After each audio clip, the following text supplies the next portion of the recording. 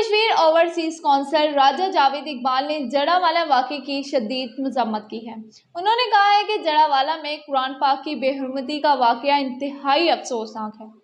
اس میں ملوث ملزمان کو پولیس فوری گرفتار کر لیتی تو سانحہ جڑاوالا رونما نہ ہوتا۔ پولیس اور مقامی انتظامیہ نے مجرمانہ غفلت کا مظاہرہ کیا ہے۔ انہوں نے کہا ہے کہ پاکستان میں اقلیتوں کا احترام اور ان کے جان و مال کے حقوق کا تحفظ ہم سب کی بنیادی ذمہ داری ہے۔ ہم سمجھتے ہیں کہ سانحہ جڑاوالا میں مقامی انتظامیہ اور پولیس کی مجرمانہ غفلت کو نظر انداز نہیں کیا جا سکتا۔ اگر پولیس بروقت ایکشن لیتی تو اتنا بڑا سانحہ نہ ہوتا۔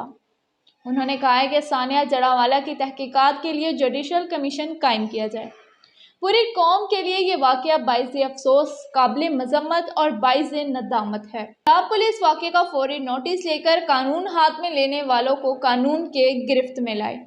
مقامی آبادی کو تحفظ دیا جائے۔ جلائے جانے والے چرچ اور گھروں کی بحالی یقینی بنائی جائے۔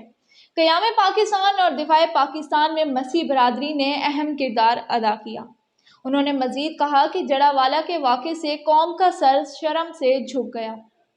ہمارے مذہب میں عبادت گاہوں کے احترام کا درس دیا گیا ہے۔ انتشار اور فساد پھیلانے والوں کی حوصلہ شکنی کی جائے۔ عبادت گاہوں کے تقدس کی پامالی ناقابل قبول ہے۔ مزید خبروں اور اپڈیٹ سے جڑے رہنے کے لیے دیکھتے رہیے پنجاب میڈیا آفیشیل۔